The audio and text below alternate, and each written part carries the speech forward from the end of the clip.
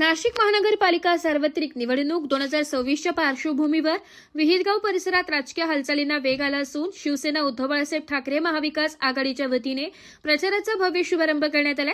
याच अनुषंगाने विहितगाव येथील प्रचार कार्यालयाचा शुभारंभ खासदार राजाभाऊ वाजे, माजी आमदार योगेश घोलप व भैया मणियार यांच्या हस्ते फीत कापून जल्लोषात पार पडलाय।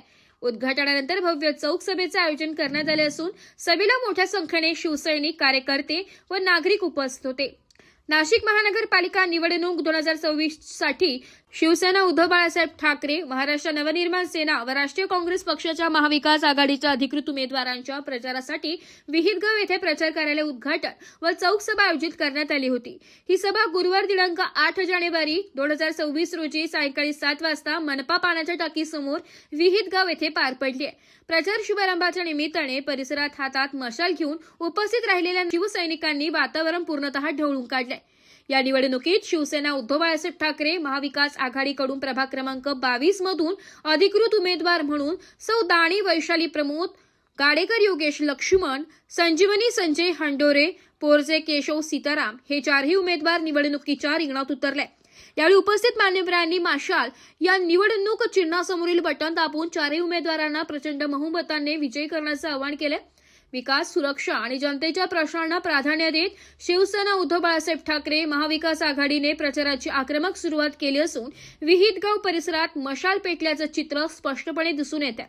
येणाऱ्या गुरुवार दिनांक 15 जानेवारी रोजी मतदान होणार असून शिवसेना उद्धव बाळासाहेब ठाकरे यांच्या मशाल चिन्हावर बटन दाबून चारही उमेदवारांना भरघोस मतांनी विजय करण्याचे आवाहन करण्यात आले।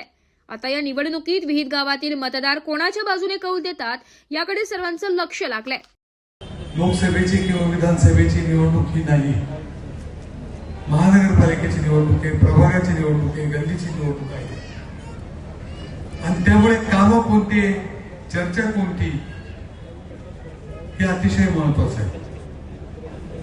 आपल्याला उमेदवार कोण पाहिजे की अर्ध्या रात्री आपण ज्याला फोन केला तो आपल्या मागे उभा राहिला पाहिजे असा उमेदवार पाहिजे।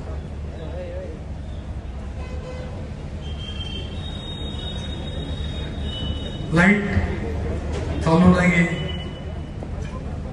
स्वच्छता आहे की नाही हे पाहायला पाहिजे, नळाला पाणी येतं का नाही हे पाहायला पाहिजे। आणि मग हे पाहायला कोण पाहिजे तर सर्वसामान्य घरातील उमेदवार पाहिजे की आपण सर्वसामान्य उमेदवाराला, सर्वसामान्य माणसं बोलून सांगितलं पाहिजे की आता हे माझं काम अडलेलं आहे, आमच्या गल्लीत पाणी येत नाही, लाईट लागली नाही, कचरा साफ होत नाही। आणि मग त्याच्यासाठी हे जे उमेदवार आहेत हे चारही उमेदवार त्यासाठी एकदम परफेक्ट आहेत असं माझं वैयक्तिक मत आहे। मशाल निशाणी समोरचं बटन दाबून आम्हा चारही उमेदवारांना या ठिकाणी प्रचंड मतांनी निवडून द्यावं हीच या ठिकाणी विनंती करतो। आणि जाता जाता फक्त एक काय, आता सध्या शेरो शायरी पण खूप महत्वाची झाली आहे।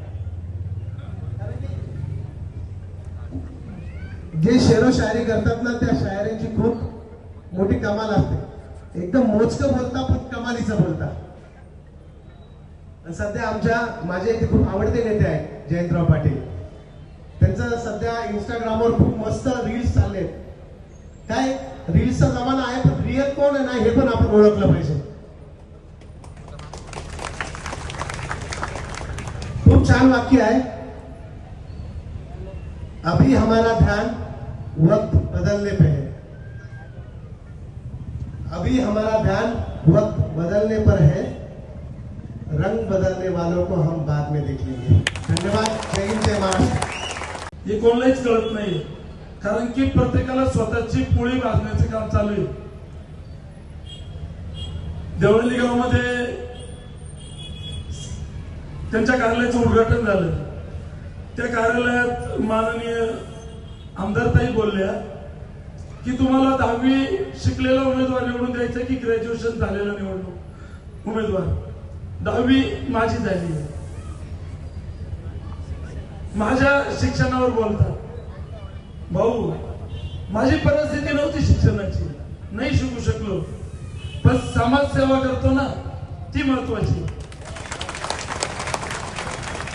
एखाद्याच्या परिस्थितीवर तुम्ही बोलू नका. तुम्ही आमदारकी लढला त्यावेळेस लोकांनी तुम्हाला वर्गणी देऊन निवडून आणलं हे का विसरताय?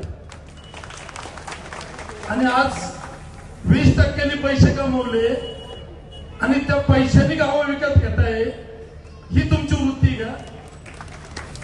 अहो जमिनीवर ही जनता आहे, तुम्हाला खुर्चीवरही बसवते आणि खुर्चीवरून उतरवते देखील. आणि हे विदगाव आहे, इथं चांगले चांगले आणि चांगले चांगले खाली आले, त्यामुळे तुम्ही काही बोलायचं नाही. काय त्रास होतोय? आमची काढायची तयारी आहे आणि जेलमध्ये जायची तयारी आहे. आणि ती जर वेळ आली तर आम्ही जाऊ पण फक्त मला तुम्हाला एक विचारायचं आहे, तुम्ही कामावर बोला. आमच्या मागे कोणीच नाहीये. 4 उमेदवार वन फिरतोय आणि तुम्ही भाषणात सांगता ताई की यांनी 5 वर्ष काहीच कामं केली नाही. ठीक आहे, तर आम्ही 5 वर्ष कामं केले नाही, मग तुम्ही का दारोदार फिरताय? तुम्ही फिरू नका ना दारोदार. जर आम्ही कामं केले नाही तर लोक आम्हाला मतदान देणार नाही, तुमच्या उमेदवाराला मतदान देतील. आम्हाला म्हणता गाड्या बदलून फिरता. अहो तुम्ही स्कार्फ बांधून हेल्मेट घालून फिरता रात्रीचे.